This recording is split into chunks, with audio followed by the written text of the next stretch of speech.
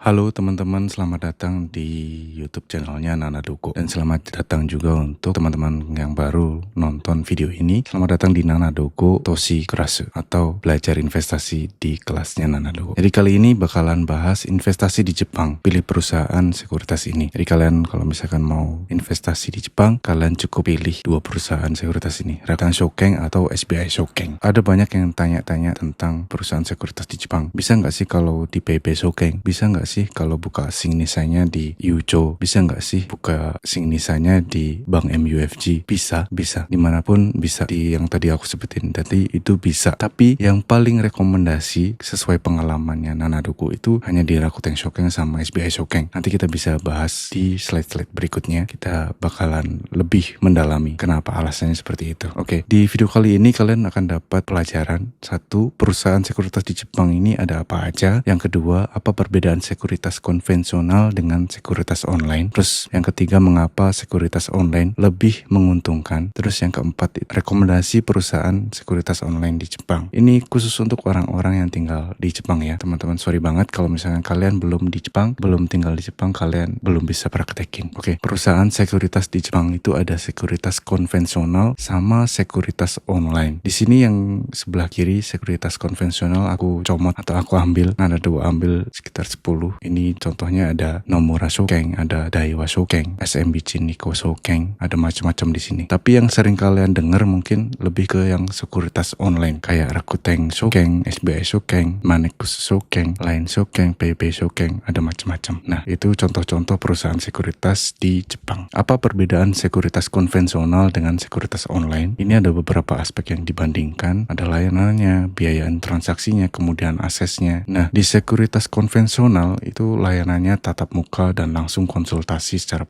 personal. Dan di sini ada sedikit kecenderungan kalau untuk sekuritas konvensional itu biaya transaksi untuk produk-produk investasi yang kita bakalan beli itu lebih tinggi dibandingkan sekuritas online. Dan kalau di online ya online, jadi kita investor itu lebih mandiri gitu. Tidak ada sesi tatap mukanya langsung secara personal. Nah, kemudahan akses yang pasti lebih mudah aksesnya di sekuritas online. Jadi kapanpun, mau malam, tengah malam, mau pagi-pagi pun itu bisa langsung akses lewat aplikasi atau lewat website. Tapi kalau yang konvensional ini terbatas pada jam kerja doang. Nah, untuk sekuritas online itu sebenarnya lebih menargetkan untuk kepada investor yang berpengalaman sebenarnya dan mau belajar mandiri. Sebenarnya kalau misalkan kalian pemula tapi mau belajar itu bisa pakai sekuritas online. Tapi kalau memang benar-benar pemula dan mau belajar dengan face to face dengan orang yang udah benar-benar tahu tentang investasi tapi yang memang bekerja di sekuritas, perusahaan sekuritas, itu cocok untuk kalian yang mau investasi di sekuritas konvensional karena membutuhkan bimbingan dari awal sampai akhir. Mungkin lebih ke orang-orang yang tua, yang usianya udah tua maksudnya, karena mereka masih gaptek atau gagap teknologi, jadi belum tahu tentang cara daftar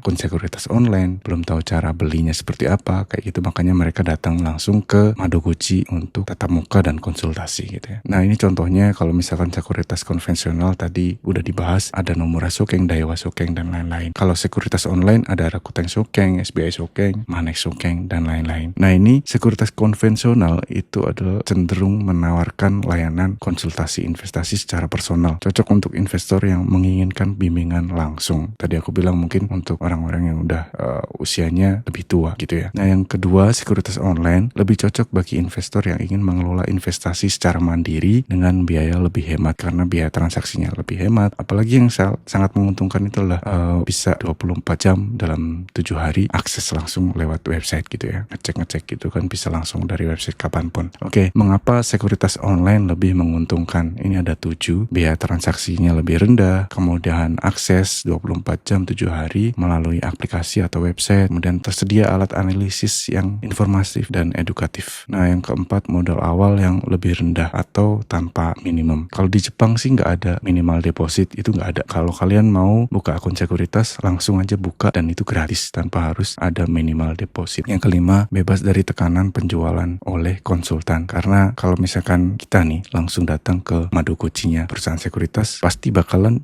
disusumein atau diminta untuk beli produk-produk investasi yang biaya transaksinya tinggi supaya mereka bisa dapat keuntungan dari kita gitu kan. Makanya ini sebenarnya yang sebaiknya kita hindari gitu ya. Kita belajar belajar banyak tentang investasi supaya kita bisa menekan cost untuk biaya investasi kita. Nah, banyak juga promosi dan insentif seperti cashback dan poin untuk yang di sekuritas online gitu ya. Terus yang nomor 7, platformnya user friendly dan mudah dipelajari. Itu beberapa keuntungan mengapa lebih memilih sekuritas online gitu ya. Nah, rekomendasi perusahaan sekuritas online itu SBI Shokeng dan Rakuten Shokeng. Dan Nanadoku secara pribadi juga pakai dua-duanya dan punya akun dua-duanya. Nanadoku punya akun di SBI Shokeng, Nanadoku juga punya akun di Rakuten Shokeng. Tapi yang Nanadoku pakai untuk Singnisa di Rakuten Shokeng doang. Dan ingat ya, ini penting, akun Singnisa itu hanya bisa dibuat satu orang dan nggak bisa dibuat double. Misalkan bikin Singnisa di Rakuten Shokeng terus SBI Shokeng juga bikin Singnisa juga, itu nggak bisa. Kalian harus pilih salah satu dan kalian cuman bisa bikin akun Singnisa di satu tempat doang. Nah, ini rekomendasi perusahaan sekuritas online di Jepang. Tadi udah bilang SBI Shokeng sama Rakuten Shokeng. Alasannya beabrak banget di sini, banyak banget udah